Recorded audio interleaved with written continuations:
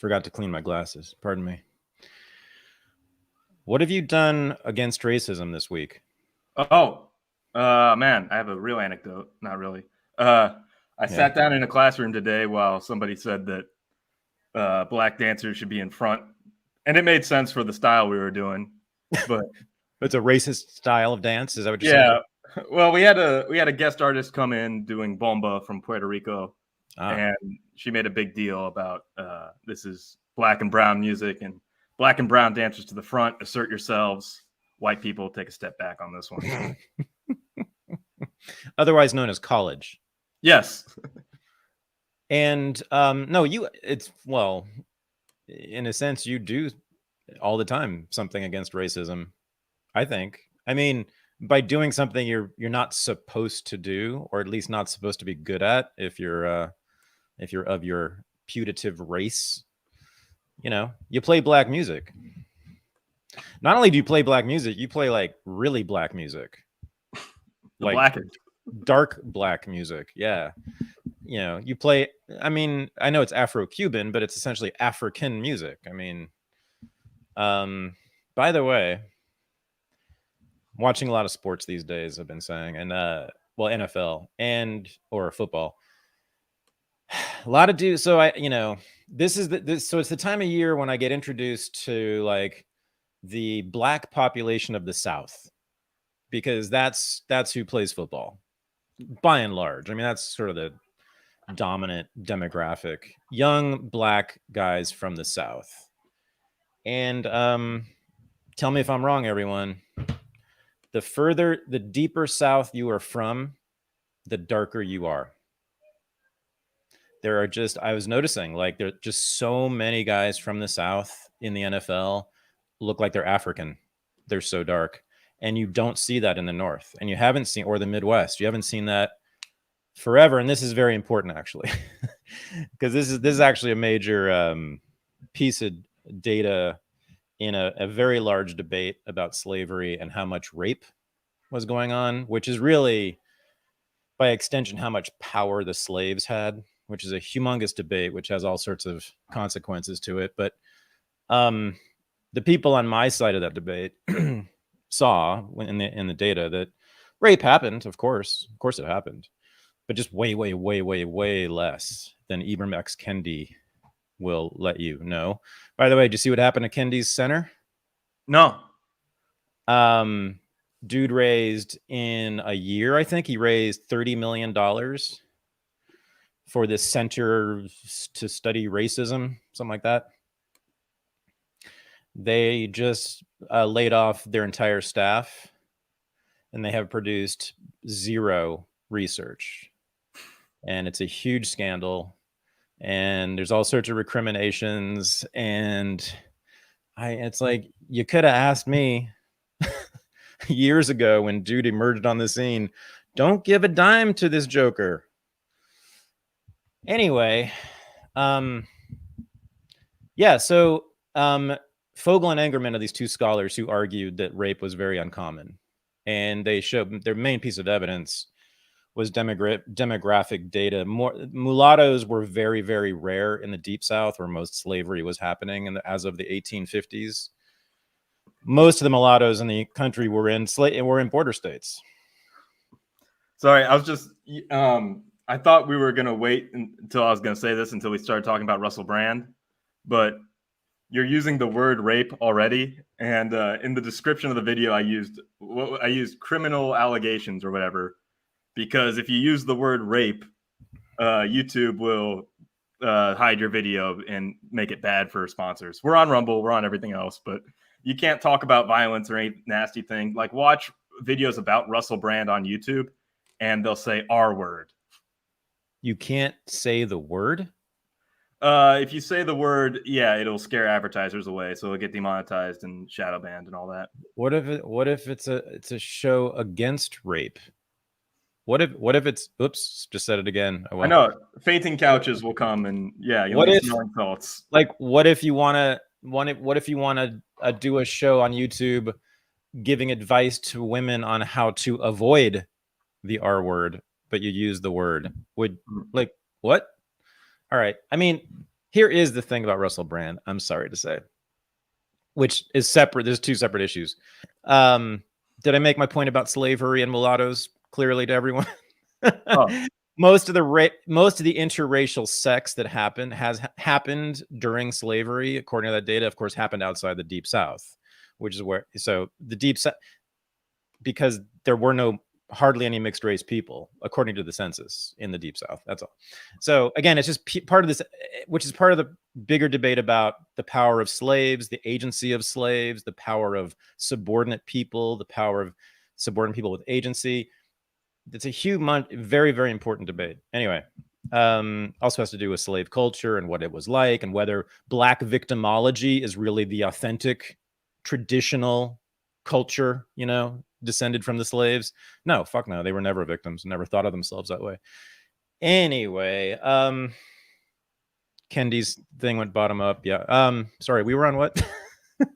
Rape, bad. Oh, you did it again. I told you not to say the word. YouTube's web crawlers we're done. Yeah. Oh, my point. YouTube. That word being very skittish, demonetizing Russell Brand. Okay, so there's the Russell Brand. There's two issues. One is, about Me Too and about sort of sexual relations generally and R word and all that, right? The other is, why did Russell Brand actually get demonetized? Okay, everybody. Even though I'm generally on Russell Brand's side here, on this, people are wrong. It's not political. It's simply it's simply advertisers. It's companies, it's corporations who advertise on YouTube. It's not that they care what point of view you have. They don't, of course, because they're corporations. They don't give a shit. They just don't want controversy. They don't want anything that's controversial. And so the R word is controversial. Just like the C word is controversial, gets taken out just right. That's all. And I mean, we've been told that. Well, essentially, there was that letter from UK Parliament that just got sent to Rumble. Did you see that? Oh, I'm sorry. There are exceptions for sure where they do target people politically because of government instructions. Absolutely. I'm sorry I didn't give that impression. Yeah, no, I mean, there's no doubt both go on, but I think most of the censorship, I think like 90+% of the censorship that goes on YouTube, YouTube, is just about ads and about advertisers, about corporations. It's not so. Yeah. But the UK, I mean, the governments constantly are besieging all the social media companies with requests to censor constantly. I mean, we've known this about the United States, of course. Every damn intelligence agency and the FBI have been all over the social media. We know that. The UK, just like you said, MI6 has been all over social media. The Home Office has made direct requests to Twitter. Turkey, the government of Turkey appealed to Elon Musk to do something. I bet you, like most of the world's governments have done this. It's nothing new and nothing unusual. It's what governments do. It's how states have to operate. So, what's in the news? Is that all you want to say? I got a lot more to say about Russell Brand. Oh no, right. Oh no. So, yeah. Well, I was going to say, I didn't know if we were going to talk about Russell Brand in full right now, but let's do it. So, yeah. So he's been demonetized not because of the politics of the thing. Well, again, the UK Parliament also sent a letter to Elon Musk at X saying, have you demonetized Russell Brand? Like, why are you allowing him to still make money off of your platform? And the big shift now is the Me Too scandal thing is now being used by governments as a pretense for censorship, because if somebody has allegations against them and they defend themselves against those allegations, they're harassing victims. They're harming the safety of victims. So the safetyism of Me Too is now ingrained in law now, at least in the UK. Oh yeah, I mean, I've been aware of all that. All the effects of this, all the consequences of this are all bad. Mm-hmm. The only debate which is happening on the right, sort of interestingly, although I don't know how I feel about this, but Megyn Kelly and Candace Owens have have both, and maybe others have both come out and said that they basically believe the allegations. And of course, 99% of their audience, hates them for their, thinks Russell Brand's being set up. And of course, that was my first instinct, because we've seen this, just a couple times in recent years, that women have made stuff up about being raped when they really, really totally weren't. And I mean, I'm talking about, because I was in the midst of the college sexual assault hysteria 2013, 14, 15. I was right in the middle of it, and I saw a lot of these cases, and I actually read the testimony of the girls who said they were raped, and I would read their words describing what happened, and I would say, where's the rape? Nobody would ever define what happened here as rape. And I saw case after case after case like that. And Russell Brand's, the one case, I've read two of his cases here, the words of the women, and in both cases it was rough sex, period, straight, no doubt about it. Nobody on earth who wasn't biased would consider that rape ever. I mean, it's the kind of sex you see in the R-rated movies all the time. I mean, it's not, my lord. And Megyn Kelly sort of lists in her rant about this, she listed all these things that Russell Brand allegedly did to this one young woman. And I'm hearing it. It's like every single one was completely legal. And in fact, nothing wrong with it by anybody's standards. Like, he sent one of his company cars to her school to pick her up because she was 16 when it started. That's completely legal in the UK. And it's always been legal in the UK. That means UK sanctions this morally. It's also totally legal in most states in the United States. Before people get too mad at you for making that point, Ben Shapiro made that exact same point about the age of consent being lower in the UK. Yeah. So someone else did on Megan McArdle on Twitter made exactly that point. She said, we got to get clear on this. You can't be condemning someone for doing something that's completely legal, and it's unambiguously legal. It's always been that case. And it's that case in more than half the United States too. It's that case in every other country in the world is 16 or under.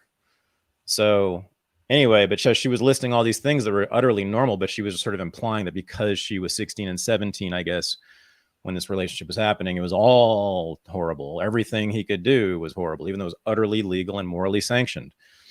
So, in other words, there was no physical coercion that anyone would call rape that I read about or heard about. So, and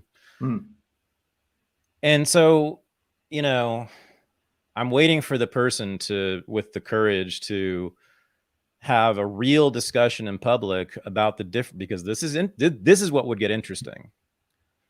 And especially now that BDSM is so popular, in the post, what's it called, 50 Shades of Grey era, that really changed a lot of stuff. BDSM got so much more popular. Now that so many like suburban middle class housewives are doing BDSM, we have to, and now we're talking about what looks like BDSM being rape. We need to have a big conversation, like a global, at least national conversation, about the difference between BDSM and rape. Because if all these people, including people who would otherwise be on his side, like Megyn Kelly and Candace Owens, are looking at what he's doing in the bedroom as rape, and everyone else would call it BDSM at most. I mean, some of it's not even BDSM really. Just rough sex, I would say. Then a lot of people are in trouble.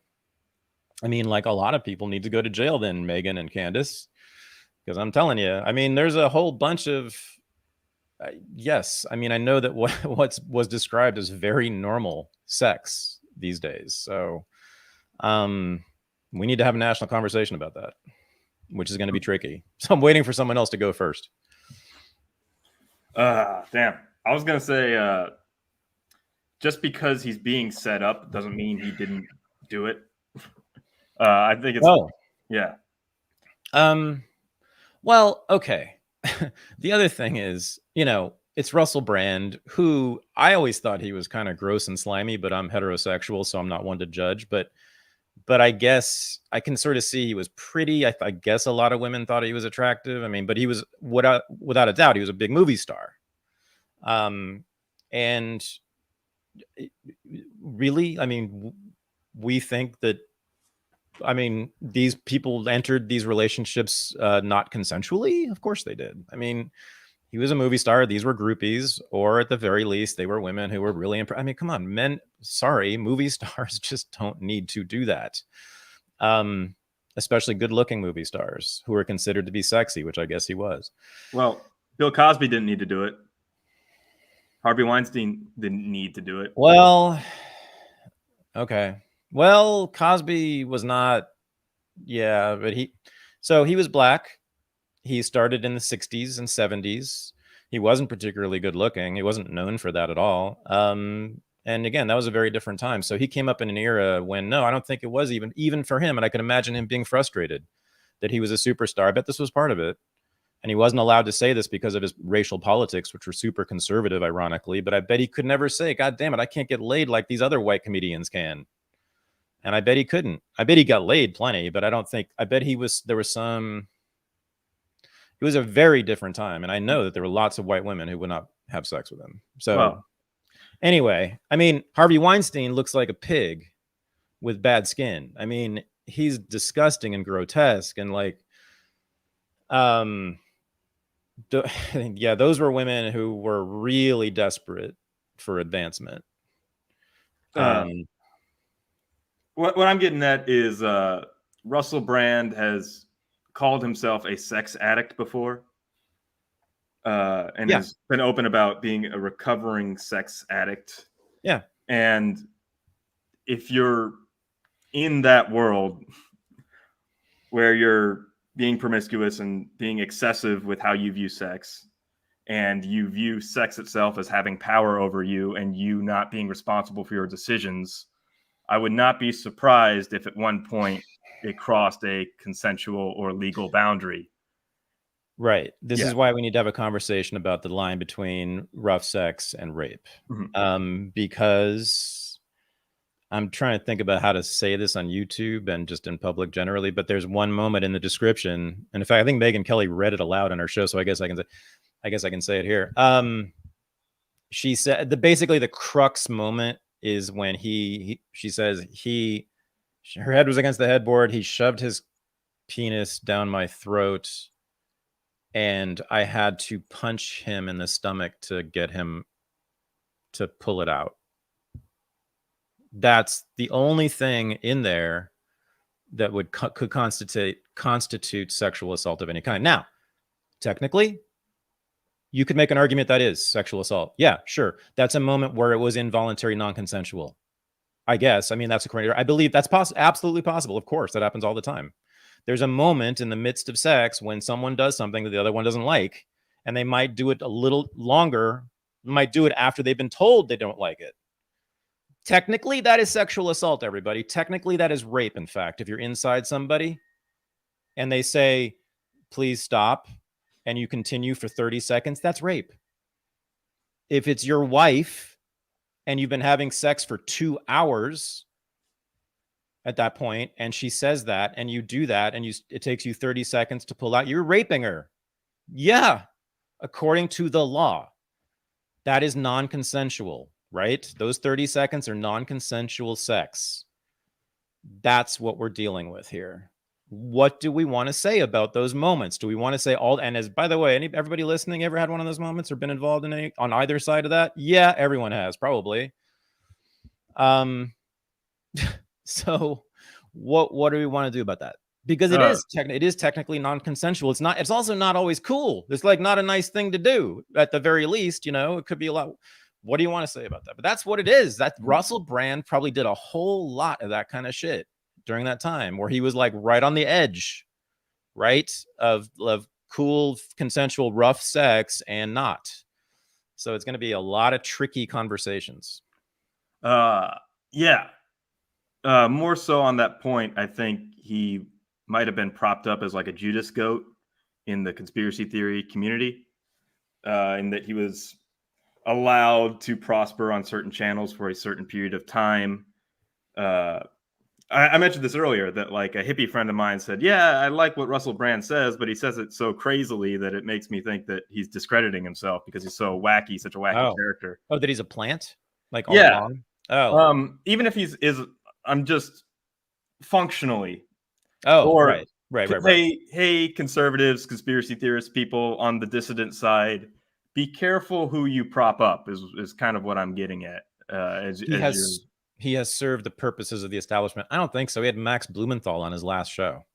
Like he had Aaron Mate before that. I mean, he had I mean, he's the one he was the first podcaster to take down Sam Harris. I was so happy when I saw that. That was like 5 years ago. Sam Harris is totally the establishment guy. And he went after him on those grounds. Basically, he said, Sam, you're serving the interests of power here, but what you're talking about. But how? Because I don't quite even get the argument, because his arguments are all pretty anti-establishment, aren't they?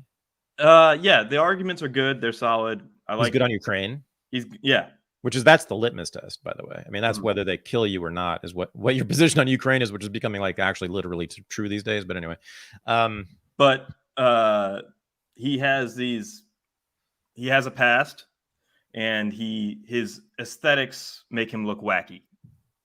Right. Gotcha. He's a vulnerable target. Yeah. Right. And he can discredit the whole movement, which is about is what to happen, right? Because I was just thinking, the 16-year-old thing, like, yes, we can't, if we're going to make that legal, say anything about it. We can't moralize against it if we think it should be legal. However, the 20-year-old movie star going after a 16-year-old high school. Well, right. No, but I'm saying the whole movement behind Russell Brand, or not the whole, but most of the movement, his shock troops are all the anti-groomers.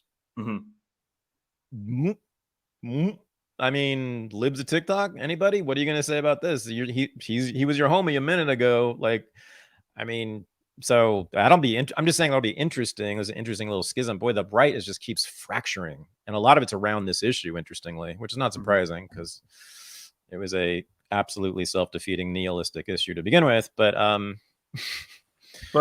whenever a celebrity warms up to the right at all, like the right gets flabbergasted and they get spellbound and they get seduced by a celebrity who finally doesn't hate them, and then they make them their king. And then that house of cards usually crumbles down. Yeah. Well, that dynamic's been going on since the 60s, which is that, liberals and the left have always been dominant. They've always been the cool kids. They were connected to Hollywood, connected to academia, publishing, media, and conservatives were not. And conservatives, therefore, had to go like begging and pleading for any celebrity to please. I remember when, like, what was it, Tim McGraw or somebody went to, the Bush White House, and it was just like I think it was the first celebrity of any kind who had been to a Republican White House since Elvis with Nixon. I mean, so that's why is that. I mean, if they were liberals and Russell, and it was all flipped around, they'd have been like, fuck you, Russell, because they had like half of Hollywood fucking with them already. That's why. So anytime they don't care. They'll take a trans person. That's been shown. They've been taking black conservatives and libertarians forever and ever, but now they'll take anybody. They love them. I mean, Mexicans, libertarians, ex-commies are their favorites. And so Russell Brand was great. He's all those things. And yeah. So, I mean, you're right. They're dumb. What else is new? Yeah. I mean, I'm telling you, the right was doing so well until, I guess, J6 broke their brains, maybe. I don't know. But they really, I was so in solidarity with MAGA and the right. Not because of J6. I'm totally in solidarity with them on that. I'm saying since the groomer thing started, that real hysterical shit started going. They just have made less and less sense. Of course, they're right on all the big issue stuff, but there's so much. The culture war stuff has just, driven them into the nastiest little corners. I don't even. Eesh. Anyway, Matt Walsh. I was just looking at Matt Walsh today. He has this lovely video out about why it is really bad that women if women are promiscuous, and why men should not like women to be promiscuous. And his argument was that, well, men don't like it when women are promiscuous, so that's evidence. Also, it can be, evidence of disease, as if we're just finding this out and there's no condoms or anything available. And then it came back to, and then this final argument was because being promiscuous for women is to be immoral and not virtuous. So that's the Russell Brand case is a good argument for why awesome men argument. is a good argument for why men should not be promiscuous. Why? Because 20 years from now, somebody who you had sex with can do a he said, she said. For practical reasons. Yeah. And the more, yeah.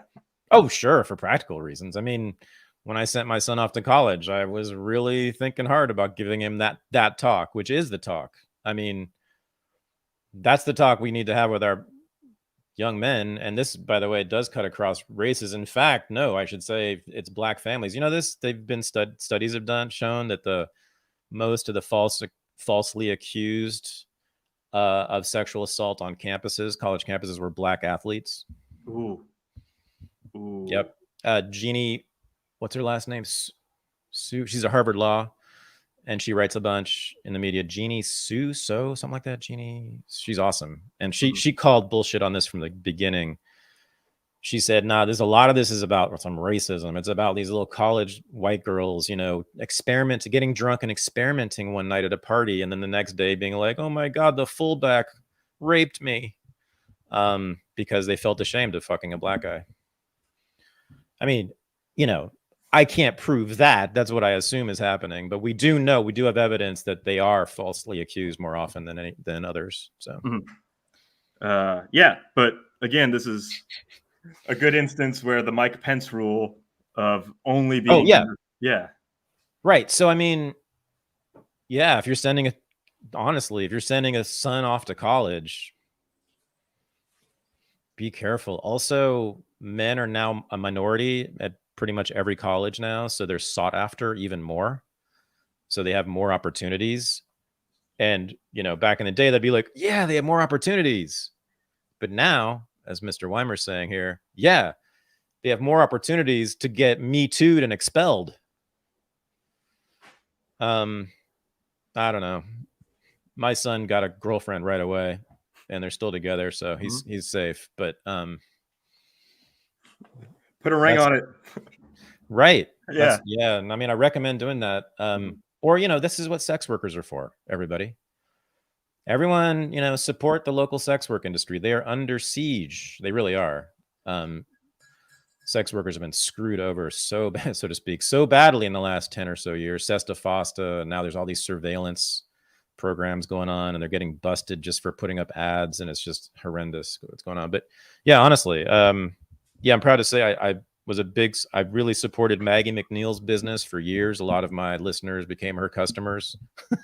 And I think that's true for a couple other sex workers I've had on the show too. Yeah, it's funny how that works, but it's a very good thing. I mean, it's a really good thing. They will not tell on you. They will not get mad at you and seek revenge if you don't like them. They won't do any of that stuff, guys. They'll just leave. So Charlie Sheen says, I pay them to leave. That's why I pay them. So support your local sex worker industry.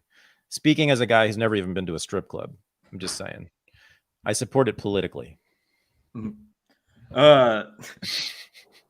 tie this into Deion Sanders that you wanted to talk about, remember when Deion Sanders had, it was at the last school he was teaching at, he brought in Brittany Renner, the Instagram thought, to talk about how women manipulate and take advantage of young athletes and how they... I didn't know this. Yeah. He brought in Brittany Renner to basically give the young athletes a... Wait, who's Brittany Renner? I forget which athlete it was, but she tied an athlete down with a baby. She's just I guess a model that is just... She's a professional gold digger? I ain't saying that, but the people she are messing with are not broke. But wait, now she's doing speaking tours. Wait, about what? Deion Sanders brought her in to talk to his football players about how not to get got. Oh, she's now giving a tour speaking about how not to be her. Well, or how not to be taken advantage by her. Because she's the expert, because she used to do this. So I see. Exactly. Right. Exactly. Oh, that's dope. I mean, that's deep. There's Deion, man. I'm telling you. I'm still figuring out my feelings about Deion, but I mean, as a lot of people have been studying him again. I used to study him back in the day when he was great in the 90s, and I used to lecture about him. I remember he was a really important dude in a lot of ways in the culture, and he's back. It's odd. He kind of dropped out for a while, and he's back, and it's causing me to rethink a lot of stuff that I used to think about all the time about race and culture and America. But yeah, it's so whatever, the football part of it is, we can talk about it, but it's just basically, you know, they're 3-0. He completely the team was 1-11 last year, and he was at Jackson State at the time as the head coach, which is an HBCU, historically black university, meaning they've never been anything at all, not even the top division. His sons played on the team. His son was a quarterback, Shador, and they were great. And then it's Deion Sanders. Like, he has this thing. He has an incredible personality, and he also is the greatest football player of all time. And his hobby is, I wouldn't say it's more than a hobby, it's a passion, honestly. And I've known several sports, like athletes who became coaches who were like this, and I totally understand this. His passion is like raising other men, young men. Like, he's always been into that. Like, he's gone out and found like athletes who were really talented but really troubled, and he would just sort of take them under his wing. And anyway, so he's managed to bring all these awesome players to Jackson State, and of course they won everything. And his son Shador turns out to be an awesome quarterback. Then he's like, fuck this, I'm going to a real school. Goes to Colorado, brings the whole team with him, basically, his sons, his star players, and he brings all this bling. If you know anything about Deion, you know what I'm talking about. But his nickname back in the 90s was Neon Deion, and now it's Prime, and then it was Prime Time. Now he calls himself Coach Prime, and he has a whole line of sunglasses that he wears all the time, and he markets, and he's got a deal with the company. It's that kind of thing. His son, because of the NIL thing, what's it called? Name and image likeness, which revolutionized college sports. Now the college players can get paid for sponsorships. His son Shador is this 20-year-old junior in college who he's driving a Maybach.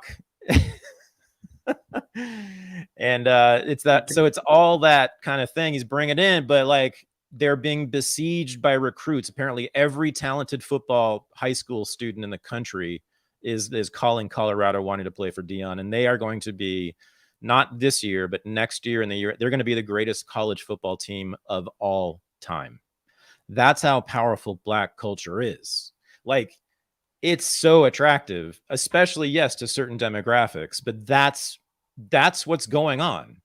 Like, there's lots of other black guys who have played the sport and been great as Deion, and become coaches, and they never were this talented at bringing people in. What he did was he said, yo, we're going to put the culture up front, make this thing attractive. Lil Wayne came to the game last time. The Rock was at the game last time. Offset, who I'd never heard of, what is he, a hit rapper? Migos? He was, you know the Migos? Oh, he's Migos. Yeah, Migos. Yeah. They were at the game. Like, he brings, and Boulder, Colorado, right? He brings like the whole, like, someone said it was like the BET award show. And that's, as I said earlier, most football players are black guys from the South, or black guys in general. What is it, like 77% of the NFL is black, something like that. So Neon Deion Primetime Sanders knows a few things he just understands the essence of the business for the first time, which is you got to appeal to that demographic. You make your thing appealing to that demographic, you're going to get the best players in the country. So yeah, he has DJs in the locker room before the game. And yeah, but apparently the phones are ringing off the hook. Every football player in the country wants to go there. They are going to be able to beat NFL teams. I'm not kidding you. it's going to be an incredible thing to see. So, but it also, again, I think it teaches us a lot about Black culture, American culture generally, sports, how that plays into it, how there's just such deep divisions in the demographics of America. You know, there's am I gone? Oh, and the Deep South, the Black culture in the Deep South is getting more and more remote from the rest of America, by the way. Whereas the dialects, whenever I'm in the Deep South, I can't understand what they're saying. And a lot of Black people in the North can't understand them either. It's wild. So anyway, lots going on. When Dion, but it's also fun to watch. It's just a very entertaining. Also, the team's really fun, really talented, play close games. Shedeur is awesome. Mm-hmm. Yeah, just a little taste right here of his coaching style. We had an instance on the sideline this last game where Jimmy was having a horrific game. He's a receiver, Jimmy Horn. And I said, Jimmy, you a dog. We from Florida, man. And guess what? Papa's at the crib and he's incarcerated watching you right now. And he wants to clap in front of all his different inmates because he believes in his son. We gonna make Pop proud tonight. That's what we gonna do because his son is a dog. Now you go out there and show the world who you are. And in return, he went and caught the touchdown, the game time touchdown. And he was having just speaking life into Jimmy and understanding where he was, where he was located. I've been there because I sympathize and empathize with him and I know his background and his situation. So I'm able to pull that intangible out of him that I connect to him in a pivotal time like that. And that's why I got to know my kids. I got to know this team. I got to know them individually as well as collectively.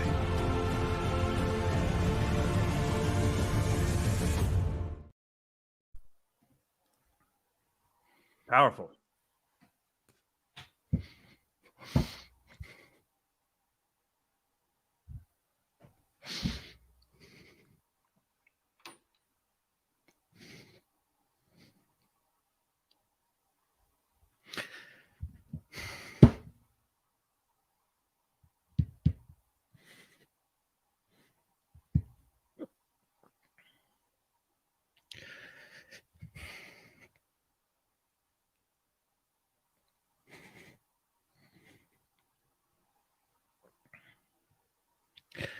Being the father of a son.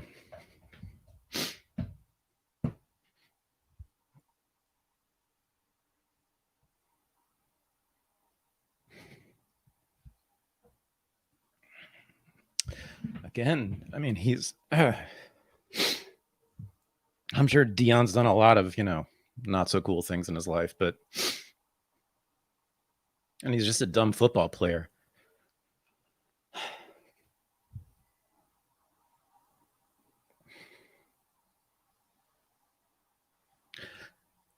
He does, he just has this way of like understanding the essence of a thing.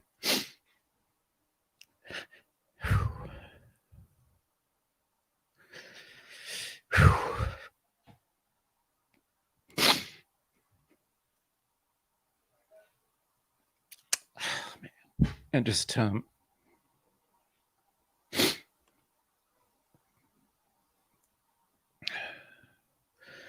the whole prison thing, the incarceration thing. I mean, it's just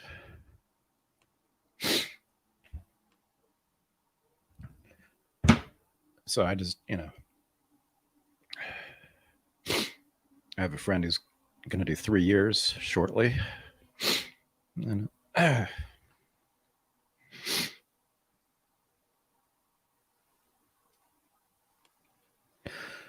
and to think about how many fathers are in there. Joe Biggs, talking about him last week, the Proud Boy. Good Lord. 17 years, and he was arrested when his daughter's 3.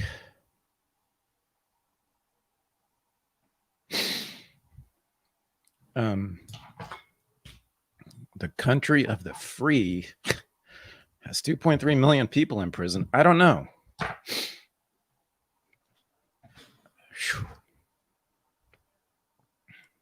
Deion.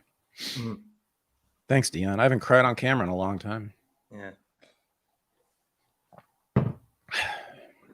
But he, and he combined those two issues, and just that's too powerful. I had to turn the sound off. Oh, wow. Yeah. Anyway, thank you for that. That was for sure intense. I hadn't seen that either. I'd seen a lot of his interviews. I hadn't seen that. Oh yeah. I was unprepared. Yeah, no, I was totally unprepared. Clearly. Anyway, on to Ukraine. Let's talk about fun. No. Talk about death. Well, what is our producer saying? I can't hear them. Go to the next segment or C block. Okay, move to C block. Bring in the remote guest. Mm-hmm. I'm good. Well, I have a long, some compelling footage of Thomas Massey going after Merrick Garland, and that's what I need. Yeah, that was awesome. I wish he'd had like 30 minutes instead of 5. Yeah.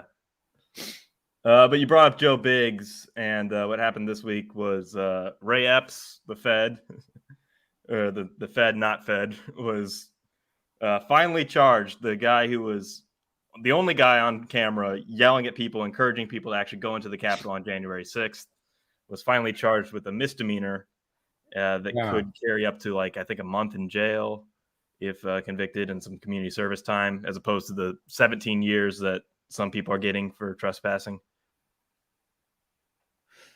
I didn't understand that. So it was a misdemeanor. That's the tricky piece of it, and I don't understand that.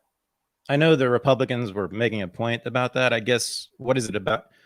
Is it a way to shield the fact that he's actually a total Fed? I don't quite understand how that works. Yeah, charge him with something. So you say on the books, oh, we wouldn't charge one of our own. We're treating the justice system like we would anybody else because the evidence is too damning. But don't charge him with enough to where he actually faces any serious like criminal record, reputation damage, or prison time. Except it didn't work at all because they immediately saw through that. But yeah, I guess technically they can still claim that. That's right.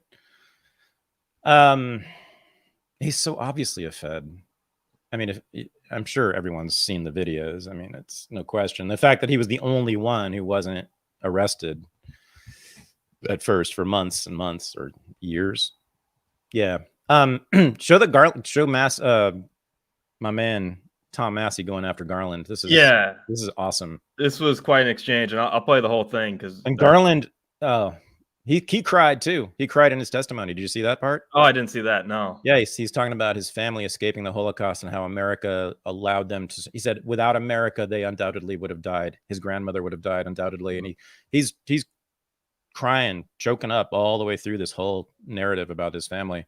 I was sort of surprised because he'd already gone through the Supreme Court hearings. He'd gone through that insane trial. I guess I don't know. I didn't really watch those, but he's a very emotional, kind of fragile guy. I've always thought that about him. There's something very odd about his personality. He's not right for the job. He's not a cop. I don't know why he chose this profession because he's not built for it. Anyway, Massey eviscerates him with a libertarian autistic scalpel. So I'm not going to violate this norm of the rule of law. I'm not going to comment on an investigation that's ongoing. Peter Navarro was indicted for contempt of Congress. Aren't you, in fact, in contempt of Congress when you give us this answer? This is an answer that's appropriate at a press conference. It's not an answer that's appropriate when we are asking questions. We are the committee that is responsible for your creation, for your existence of your department. You cannot continue to give us these answers. Aren't you, in fact, in contempt of Congress when you refuse to answer? Congressman, I have the greatest respect for Congress. I also have the greatest respect for the Constitution and laws of the United States.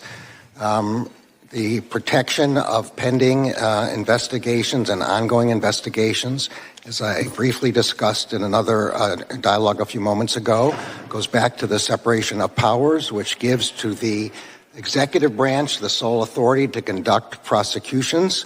It's a requirement of due process and respect for those who are under investigation, the protection of their civil rights. Well, with all due respect to that, Iran-Contra was an ongoing investigation, and that didn't stop Congress from getting the answers. And you're getting in the way of our constitutional duty. You're citing the Constitution. I'm going to cite it. It's our constitutional duty to do oversight. Now, in that video, that was your answer to a question to me 2 years ago, when I said how many agents or assets of the government were present on January 5th and January 6th and agitating in the crowd to go into the Capitol, and how many went into the Capitol. Can you answer that now? I don't know the answer to that question. Oh, last time, you don't know how many there were, or there were none? I don't know the answer to either of those questions. If there were any, I don't know how many. I don't know whether there are any. I think you may have just perjured yourself that you don't know that there were any. You want to say that again, that you don't know that there were any? I have no personal knowledge of this matter. I think what I said the last time. You've had 2 years to find out. And the day, by the way, that was in reference to Ray Epps, and yesterday you indicted him. Isn't that a wonderful coincidence? On a misdemeanor. Meanwhile, you're sending grandmas to prison. You're putting people away for 20 years for merely filming. Some people weren't even there yet. You've got the guy on video who's saying go into the Capitol. He's directing people to the Capitol before the speech ends. He's at the site of the first breach. You've got all the goods on him, 10 videos, and it's an indictment for a misdemeanor? The American public isn't buying it. I yield the balance of my... Thank you for the misdemeanor piece. That was the one thing I didn't quite catch. Yeah. There it makes more sense. Now it's all in context. Yeah, 2 years, 2.5 years. Well, that's just 2.5 years since January 6th. I mean, the operation putting informants in January 6th would have predated that, of course. And there's planning for it. So we're talking about 2020. He's had since 2020 to know about it. As the as the Attorney General, who is the head of the FBI, who directs the FBI, really? Okay. I mean, they're getting away with it, I guess. That to me, God, when he said, I think you may have just perjured yourself, that was pretty thrilling. Yeah. Because again, 2 years ago, he said, I had no idea. He said definitively, no, but there were no federal agents. God, what's Massey going to do? I wonder if it sort of looked like Massey had something on him. Like he had some testimony from Garland. Yeah. From 2 years ago. Yeah. That's what he was. Well, yeah, no, but I think he had more. It seems like he had more than that, maybe more reason to know that he's going to catch him. So, man, I think Massey was a good guy and wasn't trying to trap him in a perjury thing. I think he just had a sincere question, and Garland refused to answer it. Oh, yeah. The implications of it really haunted him. Yeah. Let's always remember there is the chance that it is just incompetence. That, he's technically the head of the FBI. It doesn't mean he knows anything that goes on in the FBI. He could be blowing off that part of the job, The Joseph Robinette Biden administration has a problem with incompetence. Are you saying that? Maybe. Well, no, the two at the head of it are grossly incompetent, but the people who work for them, I don't know. Do you think they're incompetent? I think Corinne, yeah. Corinne's pretty incompetent. How incompetent is the administration? It's hard to tell. There's incompetence and then there's ideological craziness, like the Ukraine thing, but that's not some people could call that incompetence. To me, that's just ideological commitment that's taking them into a brick wall. But it's not that they don't know how to do things. I don't know. Okay. I think there's a set of values. You could tie the Holocaust thing into there, where your status as a victim of a grieved minority is more important, and that narrative is more important than your ability to actually get shit done. The ideological rot is so essential to what they believe that they don't really they just have this hubris, and they don't really have any priorities or or blind. They have tons of blind spots because they think that they're just bestowed this power and that they deserve it. This is an absolutely essential question, to go meta for a second, as to the motivations of political leaders, heads of state, the state itself. Why do they do the things they do, right? And this is the thing that I am probably most interested in, because that is what explains politics, right? That explains wars. I mean, why did the policymakers think of these things, And so the choices, you have are, so far, the leading theories have always been, money.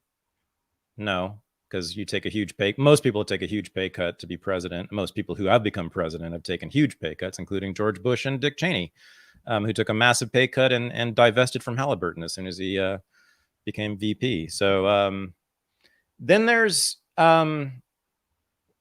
ideology, there's wanting to please your daddy. That would be the Bush explanation, right? People would always say that about W. That's why he wanted to be president. But it's basically then there's ideology, which is, that is what's guided us into all these wars abroad, and that's what's guided us to do things like the Civil Rights Act. Our new ideology of racial liberalism has dictated all sorts of stuff in law since then. Some of which is utterly insane, but like the ideology dictates it, and then there's megalomania, or power hunger. Those are the three explanations. A lot of people just want power, just power for itself. So what is it that guides Joe Biden? And by the way, did I ever mention that I played him in Model Congress in high school? Yeah. Back in the day, you brought. So I remember sort of studying him a little bit back then. This is in the 80s when he was a young senator, or young senator, right? Yeah.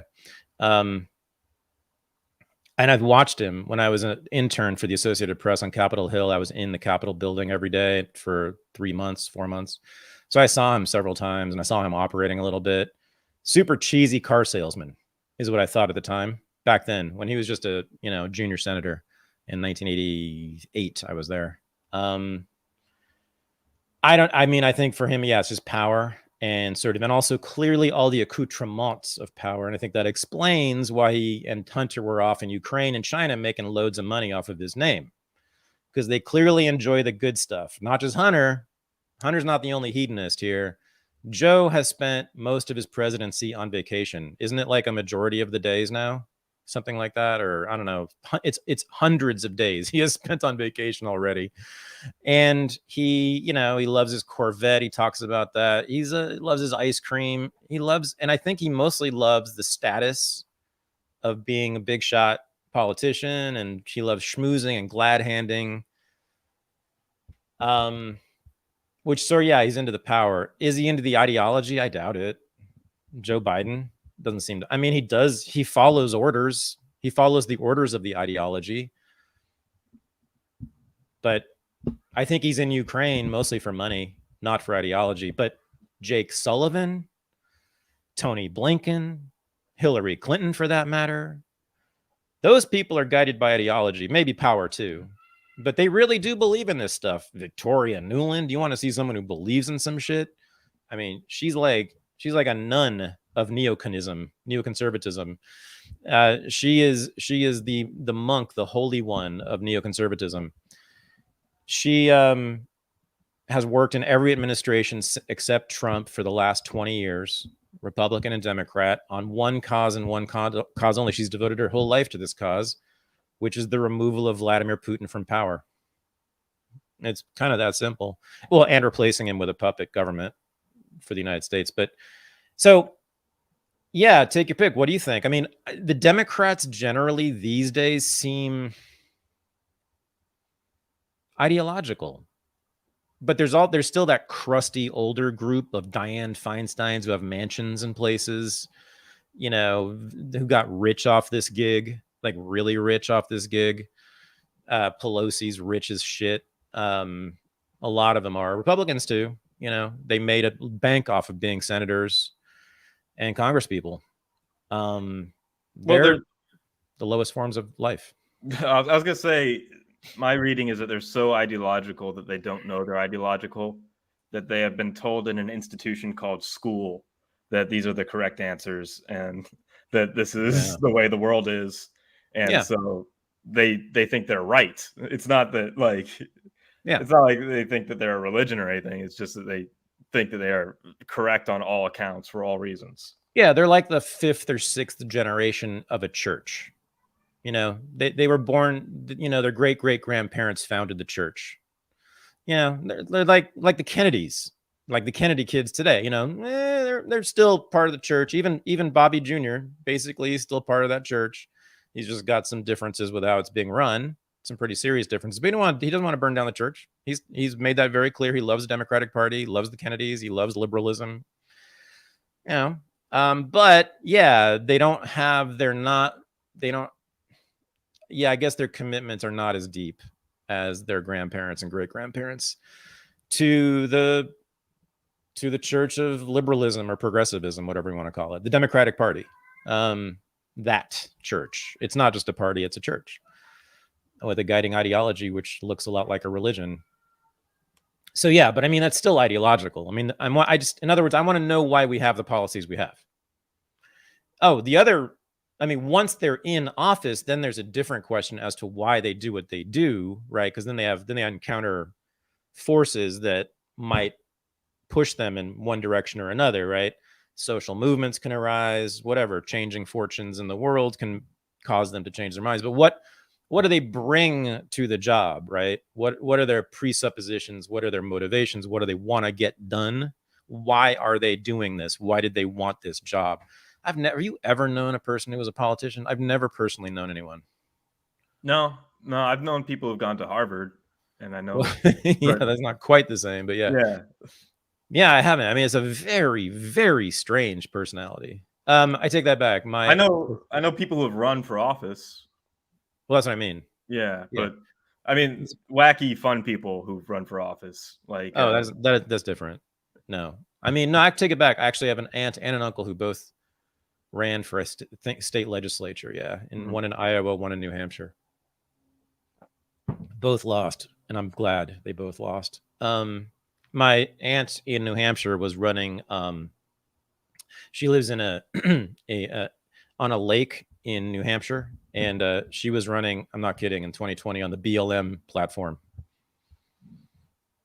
There's no black people anywhere near there.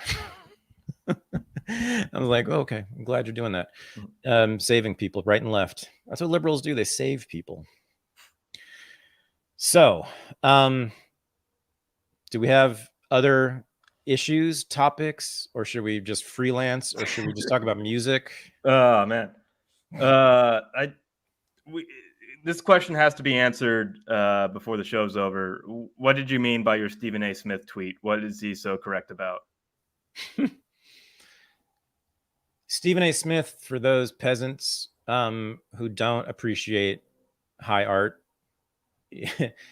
has been, I guess he's been on ESPN the whole time, right? Yeah. I mean, since he became famous, which was, I don't know. He's been an ESPN analyst commentator for like decades. And he is, I guess the consensus about him would be that he's the most sort of loquacious, most performative, has the biggest personality of all the sports analysts and commentators, which is saying a lot because it's a fairly colorful group. But he's very, very black, like very sort of, I think, deliberately so, but in very performative ways. Like he does the whole black preacher thing. He does the whole shtick. And he's also I think he's just extremely smart, and he's really funny and entertaining. But he's also, I just think he's part of what I was saying was partly a critique of American culture, which is that like I know that most men think about sports more than they think about anything else. I know that's true. In America, most of them think more about the NFL than they think about their wives. And I mean, that's just true. It's not even an exaggeration. We all know this. Men are obsessed with sports, and they think about it and talk about it all the time. It's the way that men relate to each other. So whether you like it or not, that is the public discourse of our culture. That is what people talk about. That's where people put their analytical minds to work. especially men in sports. I mean, I see it all the time. I've seen it my whole life, all the time. Men, it's like you talk to them about politics, culture, art, a novel, a movie, no, they have nothing to say. But ask them if the Cardinals are going to cover the spread on Sunday, and holy shit, they're suddenly a PhD level intellect. I mean, really. And that's when I've been watching these NFL, these football analysis shows. And as I said last week, I've just been amazed at the IQ of all these guys. And these are like dumbass football players, as I was saying. Like, I'm sort of joking about that. I mean, they're showing that they're not. They're really quite brilliant. I mean, they're sort of with that sort of linear mind, you know, they're really high IQ in that way, and it's just so impressive. So, I mean, how they can recall information and how they can the way they can see things and analysis. Like they're doing logical. Yeah. They're doing also, and they're incorporating even like some psychological analysis and some cultural analysis to make sense of why things are happening in sports. But no, I honestly, and I remember being in a halftime in a locker room at an NCAA Division I basketball game once. I was an honorary coach for the Columbia basketball team, and I remember just being like, and I thought I knew basketball really well. And I was watching the coach do this thing during halftime, like I don't even know, charting out plays, I guess. I don't know what the fuck he was talking about. It was and I was just like watching my students who were also players, like, it's like, how do you guys understand any of this? It's just, and it was just super complex. And that's basketball, which is less complex than football. It's a very particular kind of intelligence, but it's one that does translate to many endeavors. It's not just useful for sports. I'm saying there's a high IQ. I think IQ would capture this intelligence. Yeah. The greatest basketball coach who ever lived, Bobby Knight. Oh my God. How he would coach his students is he would, like, you know, work them out, blah, blah, blah, blah. They're super tired. And then he'd huddle them up, describe a very complex play, and then hand out flashcards and have them write the play back to him. I think I told you about this, or there was an awesome reality TV show about Bobby Knight. Yeah. And the Hoosiers decade ago. Do you remember this? I remember there's a few episodes. Yeah. It was like 05-ish. Oh yeah. God, I love that show. And that's when I realized, I was like, oh yeah, if I have a basketball team and I have one season and I have to hire a head coach, there's no doubt it's Bobby Knight. Yeah. Like, to get you through that season, to one season coach. Yeah. I mean, or forever. No, he's totally brilliant and like way, way, way more humane than he was, than his reputation. Is he still alive? He's not alive. He's still alive. Wow. Yeah. Go Bob. Mm-hmm. I have always wanted to be a coach. I still would love to be a coach. I'm just sorry I didn't learn a sport earlier in my life. I love that whole thing. I love the camaraderie. I love coaching. I love Deion. Again, it's like, I get that. Mm-hmm. His passion for that. I don't know what it is, but it's just a very powerful feeling. I'd love to do it. So yeah. I also wanted to mention, you were talking about censorship. Glenn Greenwald was talking about how Rumble got demanded pretty much by the French government to take down all of their Russia Today content. The EU had made Russia Today illegal, any Russian connected content illegal. This is it was a year ago. Yeah. Oh yeah. But France's government went right after Rumble again recently. This is Glenn Greenwald on Lauren Ingraham. What free speech should mean. And so across the Atlantic, France has now demanded that the video platform Rumble remove all content from RT, which is a Russian network. Now, to Rumble's credit, they've refused. They pulled their platform from the country entirely and are looking into a legal challenge to this demand. But Glenn, how significant is it that we now have entire nations trying to bully private companies into censorship? Whether you like RT or hate RT or Al Jazeera or like it or don't, I mean, this is bizarre. What's really alarming about this war is at the beginning of the war in Ukraine, the EU, the entire EU, made it illegal for platforms to broadcast or to platform Russian state media. Now, maybe you like RT or don't. Maybe you want to watch them or you don't. That should be your choice. But the EU has said it's not your choice. If you're a citizen of the EU, you are not allowed to access those outlets, even if you want to hear what the Russians are saying. because we've made it illegal for you to do so. But what they're doing now is they're reaching over to American companies like Rumble, and they're saying, we demand that you take off the news sites that we dislike, or we're going to deny you access to our markets. That means if you're an American citizen, you are now going to be told, not by a government that you've elected, by governments in Europe or China or Iran or wherever, that you're going to be dictated to what you can and can't hear. And that's why it's so important, Laura, that Rumble, which is now a free speech alternative to YouTube, told the French government they wouldn't comply. Oh, I'm thrilled that they're doing that. Glenn, these are such important issues, and we like to stay ahead of them, not behind them. So thank you for helping us do that. We haven't mentioned, and they didn't mention that, and this I think just happened today, or at least I saw it today. The UK government also sent a letter to Rumble asking them basically to take down Russell Brand. Yeah. Did you mention that? Yeah. Oh, sorry, yeah. So, yeah, I mean, I was just thinking as I was listening to that, you know, the EU generally and each Western European government individually have been just so gangster in a bad way for so long.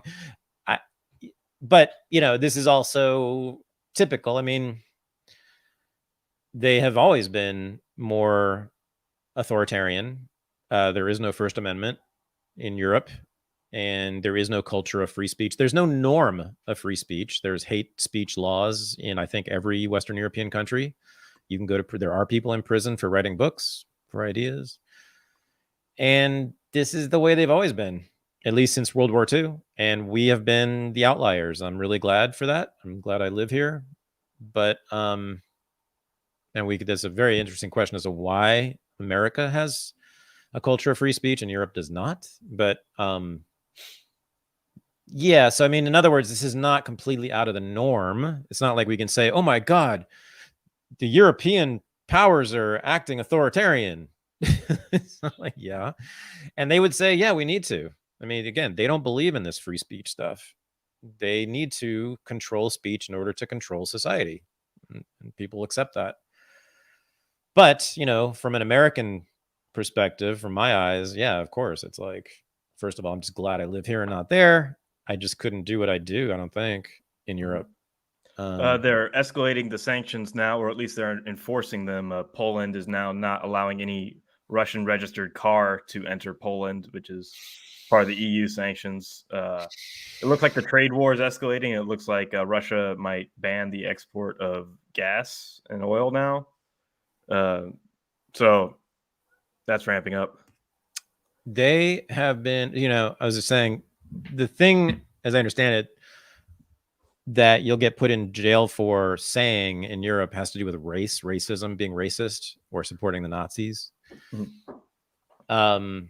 Oh, there's that wonderful Lotus Eaters clip where they talk about how there's been 3,300 cases in the UK in like 1 year of people being arrested for social media posts. And sometimes it's like song lyrics that happen to have naughty words in them. But yeah, anything race or hate related, same thing in Canada and Australia. We do not have the speech protections that we do here. Oh yeah, no. Yeah. And I think most of the hate speech laws are about race in Europe too. I mean, those are the ones I've heard about. Case, you know, and like having to do with the Holocaust, racism generally, supporting the Nazis, all that stuff. People go to prison all the time.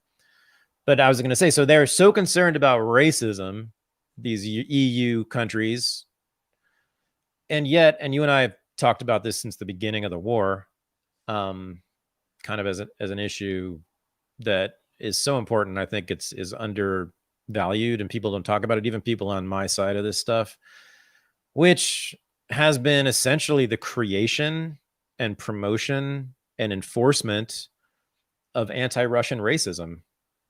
And that is now, has always been, I'm sorry, but it's even getting worse now, has always taken the form of both cultural shaming and legal sanctioning. So that, you know, Djokovic, the tremendous tennis player, the #1 tennis player in the world, was shamed. And then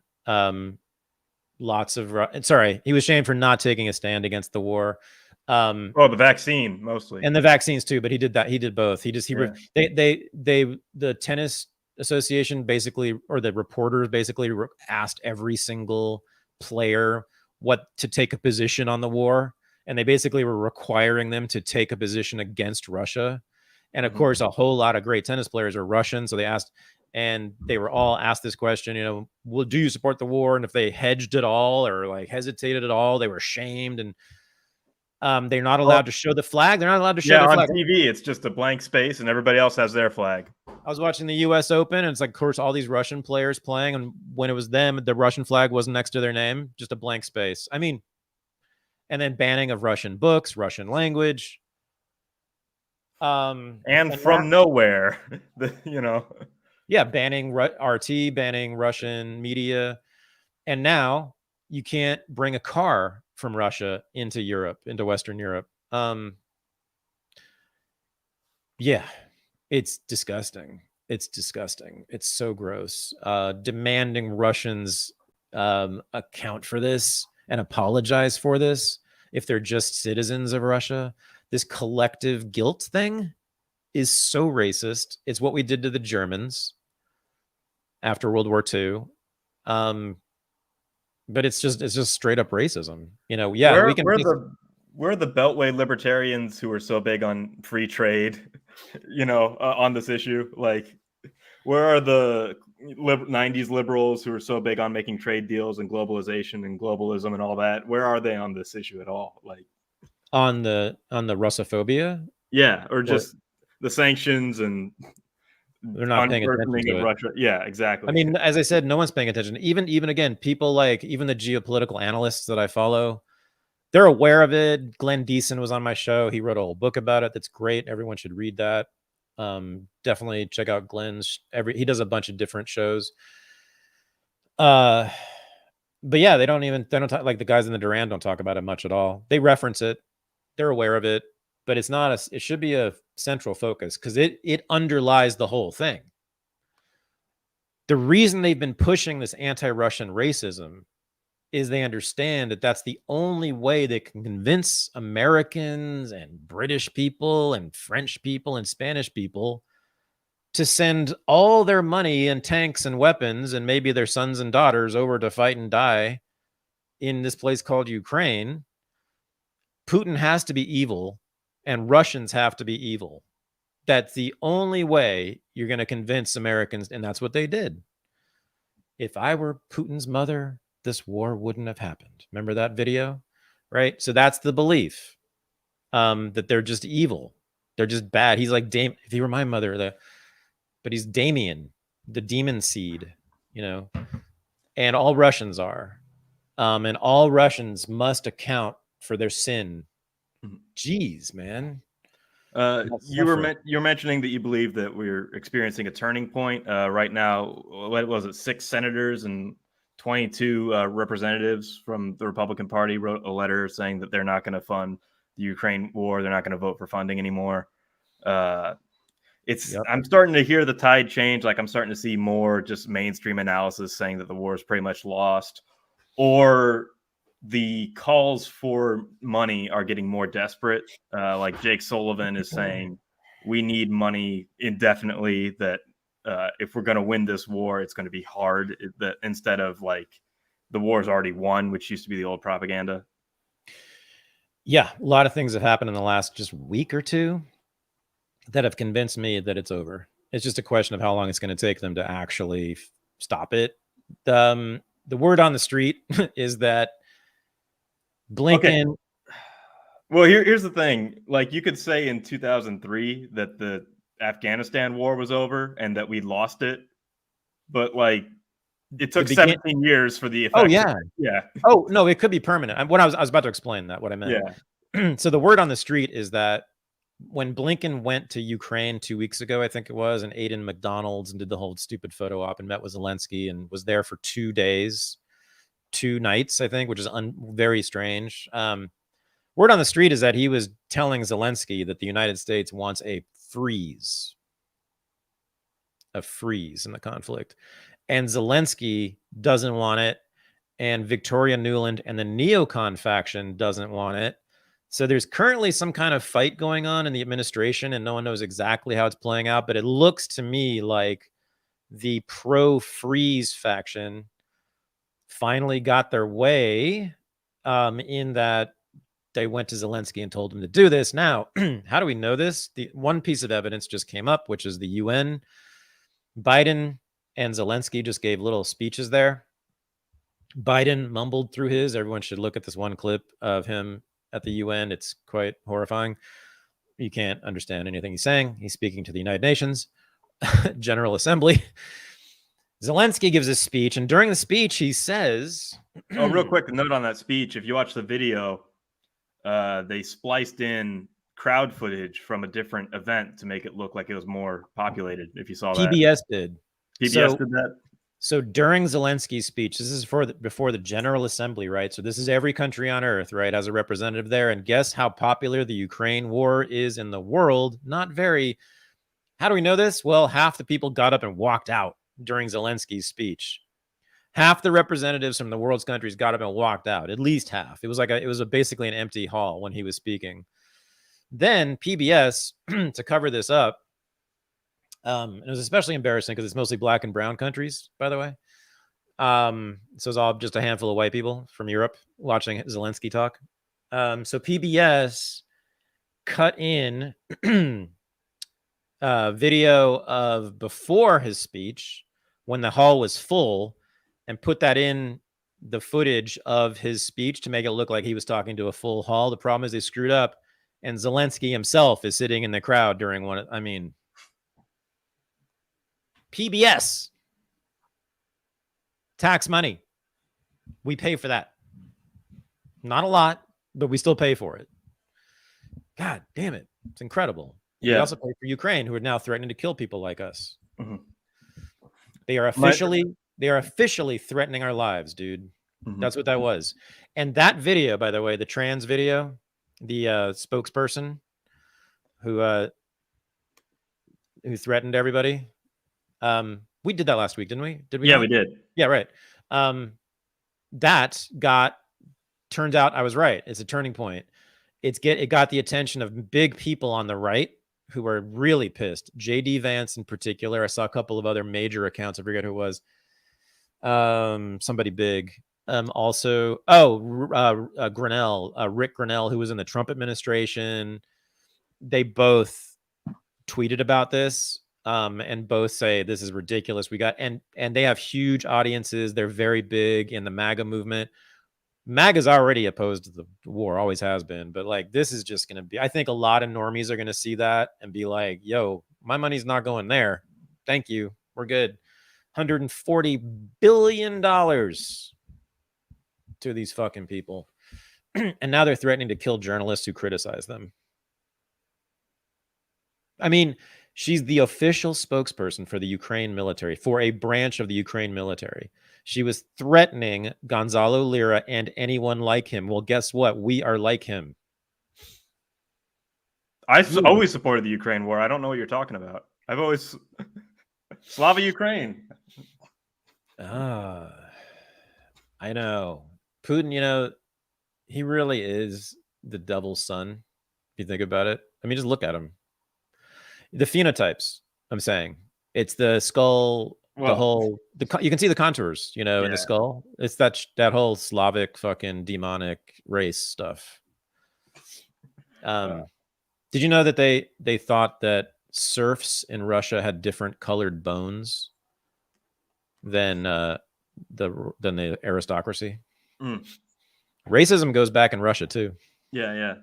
Oh, that they were, bred with the Mongols, and that's what made them inferior. Serfs were racialized more violently. Yeah, they were totally racialized. Russian serfs by other Russians, they were totally racialized, just like blacks. It was very similar to the way blacks were. Oh, and if you read literature from the late 19th century, around the time when the serfs are being freed, and that's an issue, it sounds exactly like the United States and our slaves. What do you mean? Just the conversation about what do we do with these people once they're free, and Peter, do you really Peter believe Kotkin. in the equality of man? Do you really believe in it? I mean, I know we talk about it, but do you really believe, Right. Peter Kotkin, 90% sure that's right. Peter Kotkin wrote the great book on this and comparing the two. Mostly it's about Russian serfdom, but about the emancipation. Talks about this. He's a good American, good historian, although he's veered into bad places lately, but he wrote that good book. Peter Kotkin. Yeah. Yeah, the anti-Russian racism is just, I mean, my jaw drops when I see it. And I see, you know, very respectable bourgeois bi-coastal elite people trafficking in it all the time, like the leaders of the US Open tennis tournament. How bourgeois can you be? And they're like banning a flag, and they're demanding that everyone of Russian descent apologize for what their government's doing, as if they have something because racially they're connected to the government. Like, what? They didn't choose to be born in Russia, dickheads. What are you talking about? It's so totalitarian. It's so racist. And again, as you and I have been talking about for a long time, although we still haven't really acted on it, you know, we wanted to teach. One of the first things we wanted to do when the war started and all this censorship against Russian culture started, we wanted to teach courses on Russian culture. And speaking of which, forgot to make the announcement. The big course that everybody's been asking me to teach for a long time is starting in October 3rd, 4-part live interactive webinar on Foucault.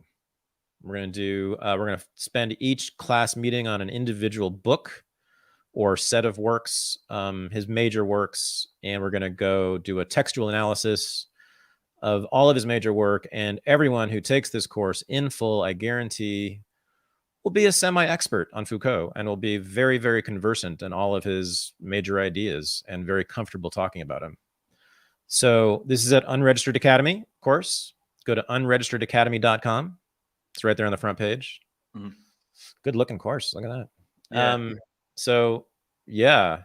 Madness and Civilization, Discipline and Punish, History of Sexuality. These are widely considered to be his most important books. They're the ones that I've always taught when I teach Foucault. When I taught at Columbia, that's what I taught. And then his lectures and essays and interviews.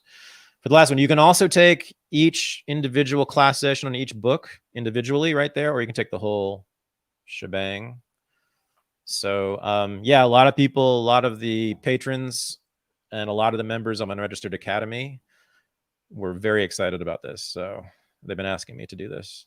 And I'm very excited because, Foucault is really important to me. He has been for about my whole career, really, since I became Thaddeus Russell, since I started publishing under that name back in the 90s. Yeah, he's been my number one influence. I always said it was Richard Pryor and Michel Foucault are my major influences.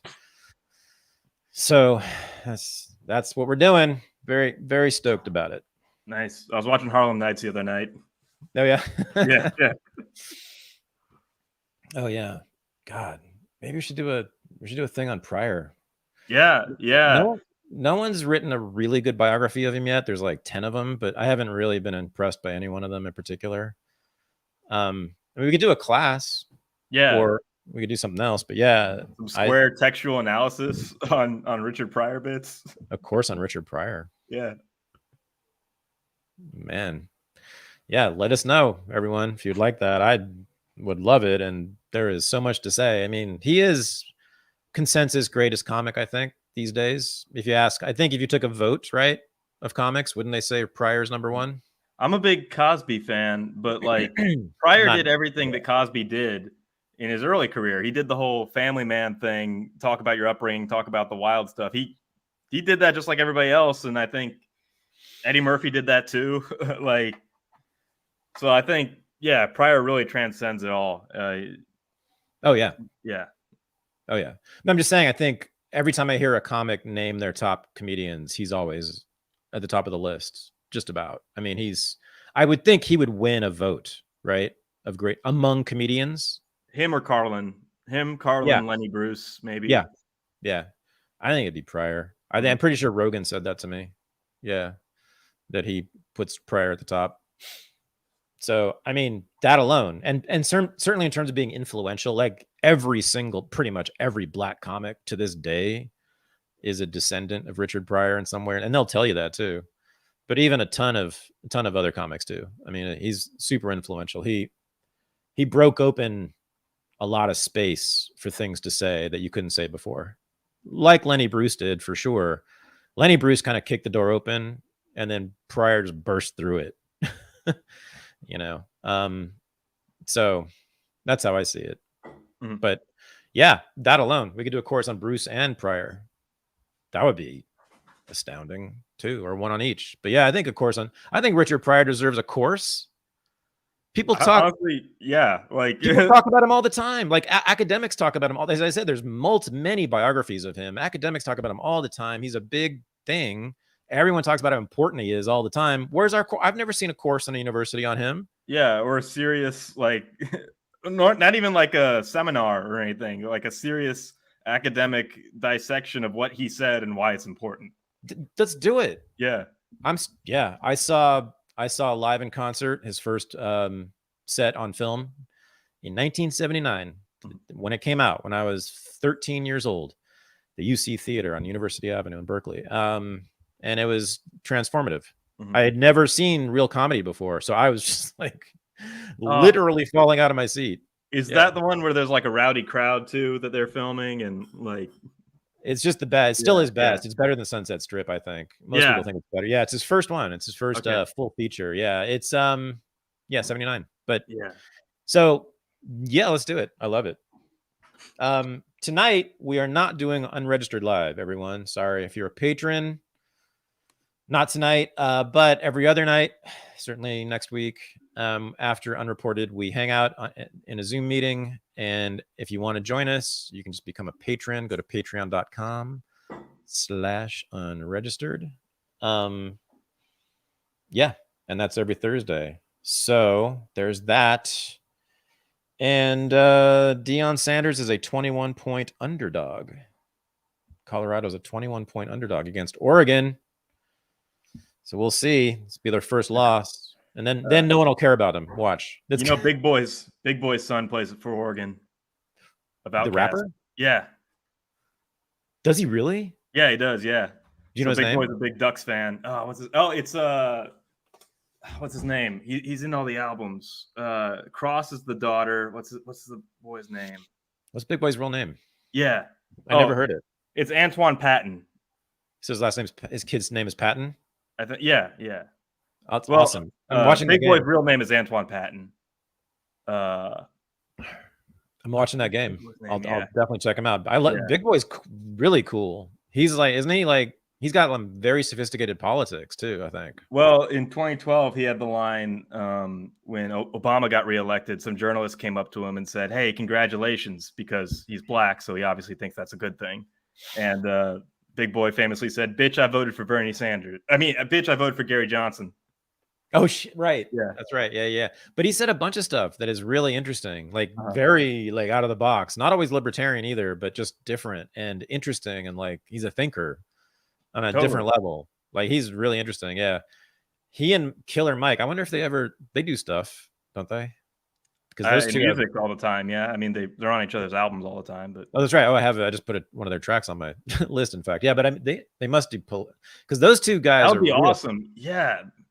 Big Boy's kind of like soft spoken. Yeah, he's not out there like Mike is. He's not an activist like Mike is. Yeah. But I don't know, something about his pit bull raising or something. They could find something to. They're still burying the podcast. Mike and I did 2 hours of gold, and it's still sitting on some goddamn producer's hard drive somewhere for some reason. They flew me to Atlanta.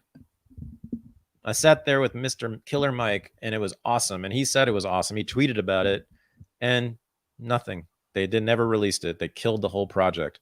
They didn't want to hear Killer Mike's interpretation of Reconstruction. That's what that podcast was about. It was about Reconstruction, hosted by Killer Mike. No, couldn't do that. Anyway, just want to put that out there. That's the number one way to get a liberal white woman to question the Second Amendment or question her feelings about the Second Amendment is to get Killer Mike to lecture her about how my grandmother needed a gun to defend herself against the Ku Klux Klan. Yeah. Hell yeah. Hell yeah. That's what he brought me in for, was the armed resistance history. Yeah, he loved it. All the data I brought in. It was pretty cool. But Ryan Grimm, who's a big shot now, big journalist. He's got it. Everyone harass Ryan Grimm. I'm serious. Go tweet at him. Ryan Grimm. Love you, Ryan. Not saying anything. Don't say anything bad to Ryan. Just ask him. Just say, please. Please, we'd love to hear it. I'd love to hear it. The world would love to hear it. It was an awesome interview. So anyway, all right. Last thing, we had some, I guess, excitement for a potential Richard Pryor course. We got a $10 super chat from Jimmy Fred in Rumble. So thank you so much. And let's do it. Yeah, let's do it. Hell yeah. Thank you, man. Appreciate that super chat. And thank you, sir. You're the best. And appreciate the therapy. Yeah, for sure. Stay black. Right. Yeah. That is therapy. That is. Peace.